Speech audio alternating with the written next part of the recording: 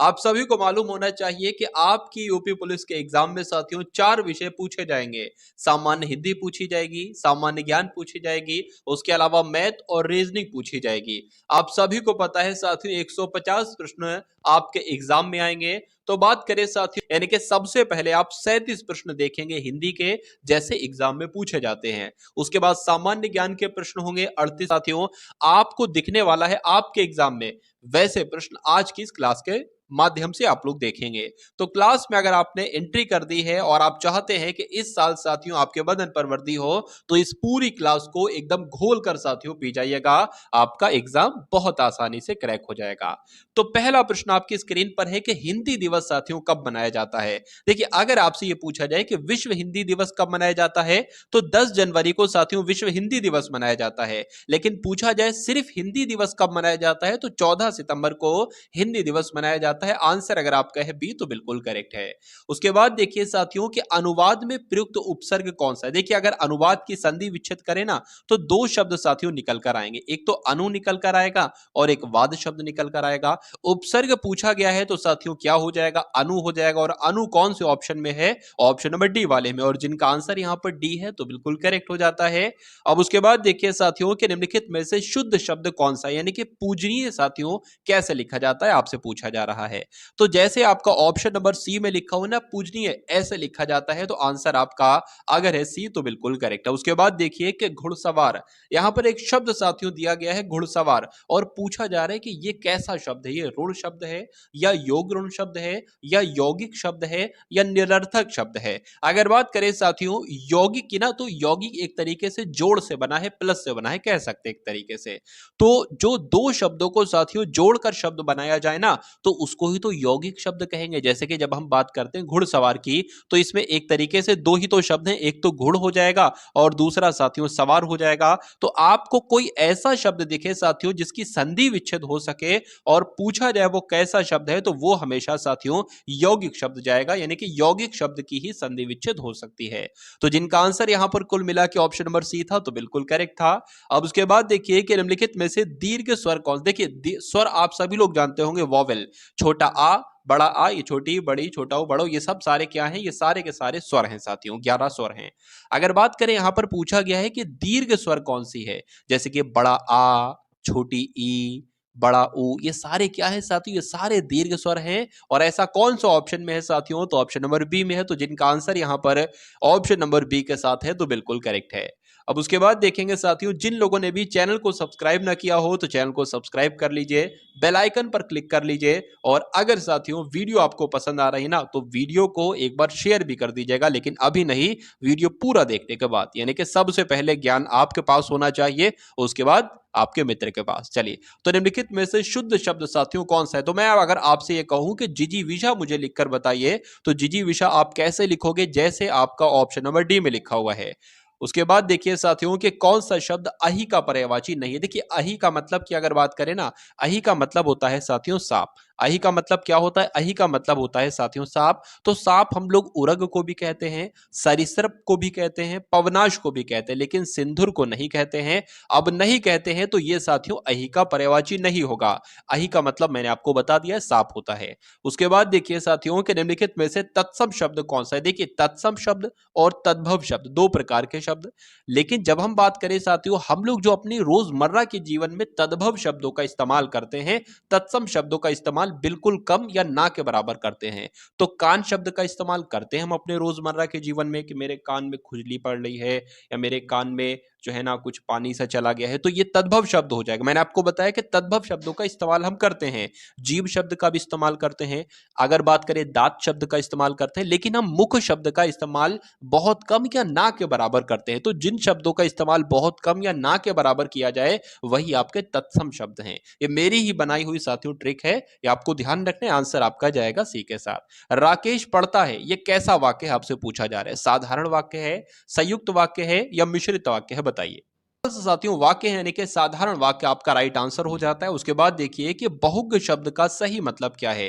यानी कि बहुज्ञ का मतलब साथियों क्या होता है, जो बहुत जानकार हो, जानने की इच्छा रखने वाला, या जो अध्ययनशील हो, या जो कम जानता हो। तो मैं कह सकता हूं साथियों, जो बहुत जानकार हो उसको बहुज्ञ कहा जाता है। आंसर आपका ऑप्शन नंबर ए हो जाता है। निम्नलिखित में से संज्ञा शब्द का चयन कीजिए, यानी कि इसमें से संज्ञा कौन सी है।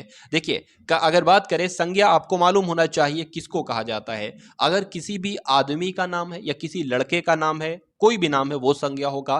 किसी लड़की का नाम है, किसी पुरुष का नाम है वो संज्ञा होगा। किसी स्त्री का नाम है, किसी नदी का नाम है, किसी पहाड़ का नाम है, या किसी विषय का नाम है। अगर किसी विषय का नाम है, जैसे कि बात करें गणित हो गया, ठीक है ना, अगर संविधान हो गया या विज्ञान हो गया, ये सब क्या हो जाएंगे साथियों, ये सारे के सारे संज्ञा ही तो हो जाएंगे। उसके अलावा अगर बात करें साथियों किसी शहर का नाम है या किसी देश का नाम है, तो ये सारे सारे साथियों संज्ञा होते हैं।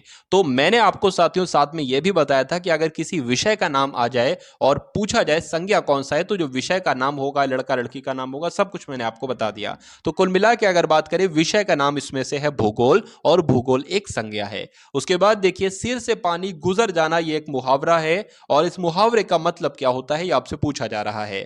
तो गहरे पानी में स्नान करना नहीं, सहनशीलता की सीमा टूट जाना। साथियों जब कहा जाता है ना कि मेरे बर्दाश्त की हद अब पार हो चुकी है, यानी कि यह भी कहा जाता है सिर से पानी गुजर चुका है साथियों, अब मैं बर्दाश्त नहीं कर सकता। तो आंसर की अगर बात करें अगर है ऑप्शन नंबर बी के साथ, तो बिल्कुल करेक्ट है। एक और साथियों लोकोक्ति आप देखिए, और इस लोकोक्ति का मतलब बताइए कि क्या होता है। भई गति साप छचुंदर केरी। तो ये अगर आपके एग्जाम में प्रश्न आ जाए तो आपको याद रखना है कि दुविधा में पड़ जाने को कहा जाता है साथियों, भई गति साप छचुंदर केरी। उसके बाद देखेंगे नेक्स्ट नंबर का क्वेश्चन आपकी स्क्रीन पर है, आपसे पूछा जा रहा है, बहुत शानदार लेवल का क्वेश्चन है साथियों, कि मेरे तो गिरधर गोपाल दूसरा ना कोई। यानी कि गिरधर गोपाल की बात चल रही है कि मेरे तो बस वही सब कुछ है और दूसरा मेरा कोई नहीं है। जाके सिर मोर मुकुट मेरे पति सोए। अब यहां पर देखिए एक तो किसी से प्रेम की बात की गई एक तरीके से, और यहां पर पति शब्द आ गया, तो मतलब यह कहा जा रहा है कि अपने पति के प्रति प्रेम जताया जा रहा है। और जब भी पंक्तियों को पढ़कर आपको ऐसा लगे कि अपने पति के प्रति प्रेम जताया जा रहा है, तो वहां पर हमेशा साथियों श्रृंगार रस होगा, यह आपको ध्यान रखना है। लेकिन अगर आपको कभी पंक्तियों को पढ़कर ऐसा लगे कि प्यार अपने माँ जो है ना, माँ प्यार अपने बच्चे के लिए जता रही, तो वहां पर हमेशा वात्सल्य रस होगा। तो अगर पति के लिए प्यार जताया जाए तो श्रृंगार रस, अगर अपने बच्चे के लिए प्यार जताया जाए तो वहां पर वात्सल्य रस। ये 2 पॉइंट आपको ध्यान रखना है। उसके बाद देखिए एक रचना है कि अशोक के फूल साथियों, ये किसकी रचना है। तो ये किसकी रचना है, डॉक्टर हजारी प्रसाद द्विवेदी की रचना है। आंसर आपका जाएगा ए के साथ। हिंदी में स्वतंत्र रूप से बोले जाने वाले अक्षरों को क्या कहा जाता है। तो जो स्वतंत्र रूप से साथियों बोले जाते हैं ना, आपको ध्यान रखना है कि स्वरों की जब हम बात करते हैं तो स्वर बिल्कुल स्वतंत्र रूप से बोले जाते हैं। आंसर आपका जाएगा ऑप्शन नंबर ए के साथ। चलिए उसके बाद देखिए कि निम्नलिखित में से किस शब्द में प्रत्यय लगा हुआ है, बताइए। तो किस शब्द में साथियों प्रत्यय लगा हुआ है। देखिए सागर का संधि विच्छेद नहीं हो सकता, तो सागर में प्रत्यय नहीं है। नगर का भी नहीं हो सकता, अगर मगर का हो सकता है। अगर जादूगर की साथियों बात करें तो क्या बन जाएगा, जादू धनगर बन जाएगा। तो इसमें साथियों क्या हो जाएगा, प्रत्यय लगा हुआ है, इसलिए आंसर आपका जाएगा ऑप्शन नंबर डी के साथ। और जिनका आंसर यहां पर डी है तो बिल्कुल करेक्ट है। यहां पर 2 अलग अलग एक तरीके से शब्द हो गए, तो इसलिए आंसर नहीं हो सका। भाषा के शुद्ध रूप का ज्ञान किससे होता है, आपसे पूछा जा रहा है। तो देखिए अगर मान लीजिए किसी भी भाषा को आपको सीखना हो तो आप उस भाषा की ग्रामर को पहले सीखेंगे, ठीक है ना। जैसे कि अगर कोई इंग्लिश बोलना सीखना चाहता है, स्पोकन कोर्स करता है, तो उसको भी ग्रामर स्टार्टिंग में सिखाई जाती है, सेंटेंस का ज्ञान उसको दिया जाता है, ठीक है। तो अगर बात करें साथियों भाषा के शुद्ध रूप का ज्ञान किससे हो जाता है, तो व्याकरण से हो जाता है। आंसर आपका जाएगा बी के साथ। उसके बाद देखेंगे साथियों नेक्स्ट नंबर का क्वेश्चन आपके स्क्रीन पर है, देखिए और बताइए कि राइट आंसर क्या है। निम्नलिखित में से व्यंजनों का कौन सा क्रम सही है। देखिए बात करें सबसे पहले का वर्ग आता है, और का वर्ग में कौन कौन से अक्षर आते हैं, का खा गा घड़ा आता है। चा वर्ग की अगर बात करें चा छ जा झा उआ ये आता है। तो बात करें साथियों कौन सा यहां पर वर्ग सही होगा, का वर्ग, चा वर्ग, टा वर्ग, ता वर्ग और पा वर्ग। आंसर यहां पर ए है, तो बिल्कुल करेक्ट है। उसके बाद देखिए साथियों, निम्नलिखित विकल्पों में से शुद्ध वर्तनी वाला शब्द यहां पर कौन सा है? तो उपर्युक्त कैसे लिखा जाता है? जैसे आपका ऑप्शन नंबर डी में लिखा हुआ है ऐसे लिखा जाता है, आंसर आपका जाएगा डी के साथ। जो शब्द धन का पर्यायवाची नहीं है, देखिए धन को किन किन नामों से जाना जाता है? धन को अगर बात करें दौलत भी कहा जाता है, धन को संपदा भी कहा जाता है और धन को द्रव्य भी कहा जाता है, लेकिन धन को साथियों अजा नहीं कहा जाता है। अब नहीं कहा जाता है तो यही आपके प्रश्न का बिल्कुल सही जवाब है। अब उसके बाद देखिए साथियों, अगर ये क्वेश्चन आपके एग्जाम में पूछ लिया जाए तो आप क्या आंसर लगाओगे कि भारतीय शब्द का बहुवचन क्या होगा?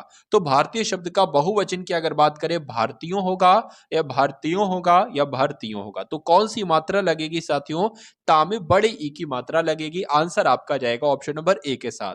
अब उसके बाद देखिए कि वृक्ष पर पक्षी बैठे हैं, बताइए। पूछा जा रहा है कि इस वाक्य में पर कौन सा कारक है? यानी कि देखिए, अगर किसी पर भी कोई चीज बैठी हो, वहां पर शब्द आ जाए पर, तो वहां पर हमेशा साथियों कौन सा कारक होगा? अधिकरण कारक होगा। क्योंकि अधिकरण कारक कब कब आएगा? या तो साथियों वाक्य में लिखा हो या पर लिखा हो। तो इस वाक्य में क्या लिखा हुआ है? पर लिखा हुआ है। तो आंसर आपका जाएगा ऑप्शन नंबर डी के साथ, यानी कि यहां पर अधिकरण कारक का इस्तेमाल हुआ है। उसके बाद देखिए कि नीचे दिए वाक्यों में कौन सा वाक्य त्रुटिहीन है, यानी कि कौन से वाक्य में बिल्कुल गलती नहीं है, बिल्कुल त्रुटि नहीं है? तो मेरे घर के पास एक पान की दुकान है, ये सही होगा। मेरे घर के पास एक पान की दुकान स्थित है, ये सही होगा। या मेरे घर के पास एक पानों की दुकान है, या मेरे घर के पास साथियों एक पान की दुकान है। देखिए ये वाक्य में क्या है? दुकान सही नहीं लिखा हुआ है, दुकान में छोटे ऊ की मात्रा लगती है। ठीक है, यहां पर भी बड़े ऊ की मात्रा लगी, यहां पर भी लगी है। ठीक है, और भी कई दिक्कतें भी हैं, लेकिन अगर बात करें साथियों यहां पर राइट आंसर की, यानी कि शुद्ध वाक्य की अगर बात करें, तो मेरे घर के पास पान की एक दुकान है। आंसर आपका जाएगा डी के साथ। ये वाक्य साथियों त्रुटिहीन है। उसके बाद देखिए कि स्त्रीलिंग शब्द इसमें से कौन सा है, आपसे पूछा जा रहा है। देखिए मैंने आपको कई बार बताया साथियों, अगर किसी भी शब्द को बोलने पर और उसके साथ साथियों कैसा अगर आ रहा है तो वो हमेशा पुल्लिंग होगा। लेकिन अगर कोई ऐसा शब्द है साथियों जिसके साथ आप कैसी का इस्तेमाल कर रहे हो तो वो स्त्रीलिंग होगा। जैसे कि अगर बात करें नृत्य कैसा है तो ये पुल्लिंग हो जाएगा, धर्म कैसा है पुल्लिंग हो जाएगा, कुटिया कैसी है, अब कैसी का इसके साथ इस्तेमाल हुआ है ना, तो ये आपका स्त्रीलिंग हो जाएगा। बाकी दीपक की अगर बात करें तो दीपक कैसा है। शब्द बोलोगे, खुद आप आगे वाला शब्द बोल दोगे, कैसा या कैसी खुद आपके मुंह में आ जाएगा। तो कुल मिला के आंसर यहां पर जिनका है ऑप्शन नंबर सी के साथ, तो बिल्कुल करेक्ट हो जाता है। निम्नलिखित वाक्यों को पढ़िए, उसमें कारक के सही भेद को आपको पहचानना है। हे प्रभु मेरी इच्छा पूर्ण करो। तो कभी भी साथियों इस प्रकार का वाक्य आपको दिखेगा, कोई बहुत खुश हो रहा है या बहुत आश्चर्यचकित हो रहा है या चौंक रहा है, या कोई चीज जीत गए हो आप, कोई भी आपका है वो जीत गए हो तो वहां पर बहुत खुश हो, या कोई चीज देखकर आप आश्चर्यचकित हो रहे हो, तो वहां पर साथियों वो कैसा वाक्य होता है आपको ध्यान रखना है। उसमें कौन सा कारक होता है? संबोधन कारक होता है। आंसर आपका जाएगा ऑप्शन नंबर सी के साथ। चलिए, कलई खुलना साथियों ये एक मुहावरा है। इस मुहावरे का मतलब क्या होता है? कलई खुलने का मतलब होता है कि राज फाश हो गया, यानी कि किसी का राज खुल गया। तो कहा जा सकता है रंग उतर जाना नहीं, सच्चाई का पता लगाना या भेद प्रकट होना। तो कहा जा सकता है साथियों भेद प्रकट होना, यही मतलब हो जाएगा किसका? कलई खुलने का मतलब हो जाएगा। उसके बाद देखिए हिंदी साहित्य के पहले इतिहास लेखक कौन थे? तो यहां पर इनका नाम साथियों आप लोग ध्यान रखेंगे, गारसा दतासी इनका नाम था, और ये साथियों हिंदी साहित्य के पहले इतिहास लेखक थे। आंसर आपका जाएगा डी के साथ। बाणभट्ट की आत्मकथा के रचनाकार साथियों कौन है? अब यह प्रश्न आपके स्क्रीन पर आया है। तो डॉक्टर हजारी प्रसाद द्विवेदी का नाम आपको मालूम होना चाहिए और मालूम होगा भी। बहुत सारी रचनाएं इनके बारे में आपने पहले से सुन रखी होंगी। तो एक रचना और साथियों आप लोग ध्यान रखेंगे कि बाणभट्ट की आत्मकथा किसकी रचना है? तो डॉक्टर हजारी प्रसाद द्विवेदी की है। उसके बाद देखिए साथियों के निम्नलिखित में से कौन सा वर्ण उच्चारण की दृष्टि से दंत नहीं है? देखिए दंत वर्ण की अगर बात करें ना, तो दंत में कौन कौन से वर्ण आते हैं आपको मालूम होना चाहिए साथियों। ता आता है, दा आता है, ता दा था, दा धा और ना, ये सारे आते हैं। तो यहां पर साथियों कौन कौन सा है? ये भी है, ये भी है, उसके अलावा ये भी है, लेकिन ये नहीं है। अब ये नहीं है तो यही साथियों दंत वर्ण नहीं कहलाएगा। अब नहीं कहलाएगा तो यही आपका राइट आंसर है। उसके बाद देखिए भारत की प्राचीन भाषा कौन सी है आपसे पूछा जा रहा है। हिंदी, पाली या प्राकृत, संस्कृत या अपभ्रंश? तो इस प्रश्न का सही जवाब जो होगा वो संस्कृत हो जाएगा। यानी कि प्रश्न अगर आपसे पूछा जाए कि भारत की प्राचीन भाषा कौन सी है, तो संस्कृत आपका आंसर होगा, सीधी सी बात है। चलिए, निम्नलिखित में से कंठ ध्वनियां इसमें से कौन सी है? तो साथियों मैं आपको बता चुका हूं, कंठ ध्वनियां जो होती है ना वो का, ख, ग, घड़ा होती है। अब कंठ ध्वनियां इसमें से कौन सी हो जाएंगी? तो काखा हो जाएगी कंठ ध्वनियां। अगर आपका आंसर यहां पर ए है तो बिल्कुल करेक्ट हो जाता है। अब उसके बाद देखिए साथियों, अत्युक्ति में उपसर्ग आपसे पूछा जा रहा है। तो अत्युक्ति की अगर बात करें साथियों, इसकी संधि विच्छेद क्या हो जाएगा? अति धनुक्ति हो जाएगा। तो अति इसमें क्या हो जाएगा? उपसर्ग हो जाएगा। आंसर आपका सी के साथ। और जिनका आंसर यहां पर सी है तो बिल्कुल करेक्ट है, बहुत बढ़िया, वेरी गुड क्लास। अब उसके बाद देखिए साथियों, एक शब्द आपके स्क्रीन पर आया है कि बारहसिंगा, और बारहसिंगा में आपसे पूछा जा रहा है कि कौन सा समास है? बहुब्रीहि समास, कर्मधारय समास, द्वंद्व समास या अव्ययी समास? तो आप लोग साथियों यहां पर ध्यान रखेंगे, बारहसिंगा की अगर बात करें तो इसमें साथियों बहुब्रीहि समास था। चलिए, जिसमें सामान्य ज्ञान के अब प्रश्न आने वाले टाइम में देखेंगे। 38 से जो है ना वो सामान्य ज्ञान के प्रश्न आपके स्टार्ट हो जाएंगे। तो भ्रमर के लिए साथियों पर्यायवाची आपसे पूछा जा रहा है। तो भ्रमर की अगर बात करें ना, भ्रमर को भृंग भी कहा जाता है। आंसर आपका ए हो जाता है। बाधा डालना ये एक मुहावरा है, और इस मुहावरे का मतलब साथियों आपसे पूछा जा रहा है। अब मान लीजिए साथियों कि किसी की राह में कोई चीज बाधा पड़ना, ठीक है, तो रोड़ा अटकना भी तो कह सकते हैं, रोड़ा अटकाना भी तो कह सकते हैं। भाई वो बाधा डाल रहा है मेरे काम में, यानी कि रोड़ा अटका रहा है। तो आंसर आपका भी हो जाता है। उसके बाद देखिए नेक्स्ट नंबर का क्वेश्चन आपके स्क्रीन पर है कि वीर तुम बढ़े चलो, इसमें आपको बताना है रस कौन सा है। अब पंक्तियों को जब पढ़ोगे ना, तो देखिए कभी भी आपसे प्रश्न पूछा जाए कौन सा रस है, तो पंक्तियों को पढ़कर ही आप मालूम कर पाओगे कि इसमें रस कौन सा है। अब इस पंक्ति को मैं पढ़ के सुना रहा हूं और आप मालूम कर जाओगे कि इसमें रस कौन सा होना चाहिए। वीर तुम बढ़े चलो, ये थर्ड क्लास में मैंने कविता पढ़ी थी, थर्ड या फोर्थ में, मुझे अभी भी याद है। वीर तुम बढ़े चलो, धीर तुम बढ़े चलो, सामने पहाड़ हो कि सिंह की दहाड़ हो, तुम कभी रुको नहीं, तुम कभी झुको नहीं। तो यहां पर वीर की बात चल रही है, और एक तरीके से अगर बात करें बहुत बहादुरी वाली बात चल रही है, तो जाहिर सी बात है साथियों यहां पर वीर रस हो जाएगा। आंसर आपका जाएगा डी के साथ। अभी मैंने आपको साथियों बताया था इसी क्लास में कि अगर मां अपने पति से प्यार कर रही है, यानी कि पंक्तियों को पढ़कर आपको ऐसा लग रहा हो कि कोई माँ नहीं, सॉरी, कि कोई स्त्री है वो अपने पति की तरफ या पति की तारीफ कर रही है, तो वहां पर कौन सा रस होगा? श्रृंगार रस। लेकिन अगर माँ अपने बच्चे की तारीफ कर रही है या उसकी तारीफ कर रही, प्रशंसा कर रही, तो वहां पर वात्सल्य रस होगा। लेकिन अगर पंक्तियों को पढ़कर ऐसा महसूस हो कि बहुत बहादुरी का काम चल रहा है, वीर का काम चल रहा है, बहुत बड़ी बड़ी बातें की जा रही है बहादुरी वाली, तो वहां पर साथियों वीर रस होगा। आंसर आपका डी के साथ। अब उसके बाद देखेंगे साथियों, सामान्य ज्ञान के यहां पर प्रश्न आपके शुरू हो चुके हैं। तो बताइएगा एक बार कि इन 37 प्रश्नों में से कितने प्रश्न आपके हिंदी के बिल्कुल करेक्ट रहे। अब यहां पर 38 प्रश्न हम लोग देखेंगे सामान्य ज्ञान के, यानी कि 38 से लेकर 75 तक। उसके बाद रीजनिंग और उसके बाद मैथ। तो भारत का ऐसा कौन सा राज्य है जिसको सोया प्रदेश कहा जाता है? तो सोया प्रदेश के नाम से साथियों किसे जाना जाता है? मध्य प्रदेश को जाना जाता है। आंसर आपका बी के साथ। ओलंपिक खेल कितने वर्ष के अंतराल पर आयोजित किए जाते हैं? तो ओलंपिक खेल साथियों हर 4 वर्ष के अंतराल पर होते हैं। आंसर आपका सी हो जाता है। उसके बाद देखिए आईटी संशोधन एक्ट 2008 की धारा 43 ए, धारा 66, आईपीसी की धारा 379 और 406 के तहत कितनी सजा का प्रावधान है? तो 3 वर्ष की सजा का प्रावधान है। आप लोग एक बार ध्यान रखेंगे। चलिए, अब उसके बाद देखिए बिस्मिल्लाह खां यहां पर लिखा हो, तो बिस्मिल्लाह खां साथियों किस वाद्य यंत्र से संबंधित थे? शहनाई वादन से, यानी कि शहनाई बजाते थे, तो ये शहनाई वादन से संबंधित थे। उसके बाद देखिए साथियों कि भारतीय संसद भवन का डिजाइन, जो भारतीय संसद भवन है ना, तो संसद भवन का डिजाइन किसके द्वारा तैयार किया गया था? तो किसके द्वारा तैयार किया गया था साथियों? एडविन ल्यूटियंस के द्वारा तैयार किया गया था। ये एकदम बहुत शानदार लेवल का क्वेश्चन है और आपके एक बार एग्जाम में पूछा जाएगा। उसके बाद देखिए साथियों के क्षेत्रफल की दृष्टि से विश्व का सबसे छोटा देश कौन सा है? तो क्षेत्रफल की दृष्टि से साथियों विश्व का सबसे छोटा देश कौन सा है? तो वेटिकन सिटी है। आंसर आपका बी हो जाता है। निम्नलिखित में से सबसे कठोर धातु कौन सी है, ये आपसे साथियों पूछा जा रहा है। देखिए यहां पर अगर बात करें सबसे कठोर धातु कौन सी है, तो टंगस्टन है। लेकिन अगर आपसे पूछा जाए सबसे कठोर पदार्थ कौन सा है, तो आपका आंसर हीरा होना चाहिए। 2 पॉइंट आप लोग ध्यान रखेंगे, सबसे कठोर धातु टंगस्टन और सबसे कठोर पदार्थ अगर पूछे तो हीरा आपको बताना है। अब उसके बाद देखिए साथियों कि अकबर ने बुलंद दरवाजे का निर्माण किस विजय की स्मृति में करवाया था? तो किस विजय की स्मृति में करवाया था साथियों? गुजरात विजय की स्मृति में करवाया था। आंसर आपका बी के साथ। कौन सी संस्था शेयर बाजार पर नियंत्रण रखती है? तो कौन सी संस्था साथियों रखती है? आप लोग ध्यान रखेंगे सेबी की अगर बात करते हैं साथियों, आप लोग ध्यान रखेंगे सेबी की स्थापना कब हुई थी? तो 1988 में तो तो इसकी स्थापना हुई थी।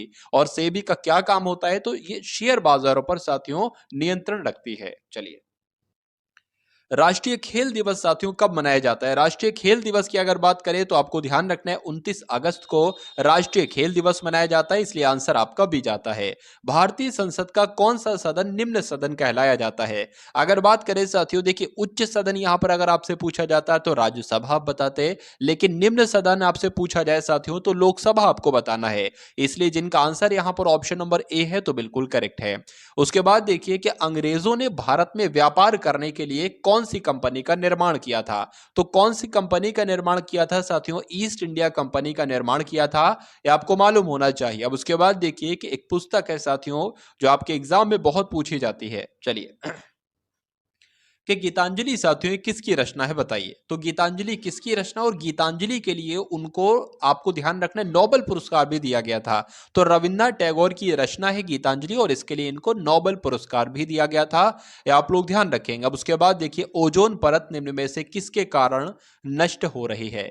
तो किसके कारण हो रही है? सीएफसी के कारण हो रही है। इसकी फुल फॉर्म क्या है? तो क्लोरोफ्लोरोकार्बन है, आपको ध्यान रखना है। चलिए, उसके बाद देखेंगे कि निम्न में से कौन शरीर की प्रतिरक्षा प्रणाली में काम करता है? तो क्या साथियों अगर बात करें श्वेत रक्त कणिका क्या शरीर की प्रतिरक्षा प्रणाली में काम करती है? तो बिल्कुल साथियों शरीर की प्रतिरक्षा प्रणाली में काम करती हैं। भारतीय संविधान को कब अंगीकृत किया गया, यह आपसे पूछा जा रहा है। तो भारत देखिए, अगर एक प्रश्न आपसे पूछा जाता है कि संविधान दिवस कब मनाया जाता है, तो संविधान दिवस साथियों 26 नवंबर को मनाया जाता है। अगर आपसे पूछे कि भारत में संविधान को कब अंगीकृत किया, तो आपको ध्यान रखना है साथियों 26 नवंबर 1949 को अंगीकृत किया गया, इसलिए 26 नवंबर को साथियों संविधान दिवस मनाया जाता है। आंसर आपका सी होना चाहिए। उसके बाद देखिए कि अंधों के पढ़ने की लिपि किस नाम से जानी जाती है, बताने की कोशिश करेंगे। तो यहां पर आप लोग ध्यान रखेंगे साथियों, अंधों के जो पढ़ने की लिपि होती है उसको क्या कहा जाता है साथियों? ब्रेल लिपि कहा जाता है। और ब्रेल लिपि के आविष्कारक कौन थे साथियों? तो लुईस ब्रेल थे, ये भी आपको ध्यान रखना है। उसके बाद देखेंगे कि केंद्रीय मंत्रिपरिषद किसके प्रति उत्तरदायी होती है, आपसे पूछा जा रहा है। तो आप लोग ध्यान रखेंगे साथियों कि केंद्रीय मंत्रिपरिषद लोकसभा के प्रति उत्तरदायी होती है। आंसर आपका जाएगा सी के साथ। चलिए, उसके बाद देखिए कि रजमनामा ये फारसी में किसका अनुवाद है, बताने की कोशिश करेंगे आप सभी लोग, बताइए। चलिए, देखिए कुछ बातें मैं आपको बता रहा हूं। अगर आपसे पूछा जाए साथियों कि रामायण किसने लिखी, तो रामायण किसने लिखी साथियों? वाल्मीकि ने रामायण लिखी। भगवत गीता किसने लिखी? तो वेद व्यास ने लिखी। रजमनामा की अगर साथियों यहां पर हम बात करते हैं तो इस क्वेश्चन का राइट आंसर जो जाएगा वो महाभारत के साथ जाएगा, जिनका आंसर यहां पर ए तो बिल्कुल करेक्ट है। ठोस पदार्थ किस विधि से गर्म होता है? तो ये एग्जाम में साथियों प्रश्न आ चुका है। तो ठोस पदार्थ की अगर बात करें तो ये चालन विधि से साथियों गर्म होता है। आंसर आपका सी के साथ। उसके बाद देखेंगे नेक्स्ट नंबर का क्वेश्चन आपके स्क्रीन पर है, देखिए और बताइए क्या इसका राइट आंसर हो सकता है।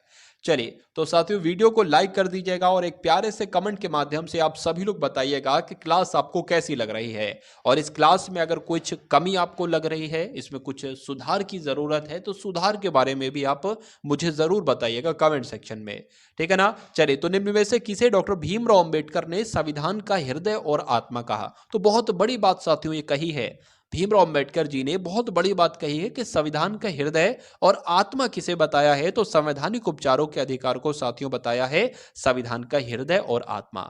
उसके बाद देखेंगे अगले नंबर का प्रश्न है कि वृंदावन गार्डन ये कहां पर स्थित है? एग्जाम में बहुत आपसे पूछा जाता है, तो आप लोग ध्यान रखेंगे साथियों ये कर्नाटक में स्थित है। कहां पर स्थित है? कर्नाटक में स्थित है, कर्नाटक के मैसूर में, इसलिए राइट आंसर आपका जाएगा ऑप्शन नंबर बी के साथ। चलिए, उसके बाद देखिए साथियों अगला प्रश्न आपकी स्क्रीन पर है कि कहार जाति के द्वारा किया जाने वाला धुरिया नृत्य किस जिले में आयोजित किया जाता है?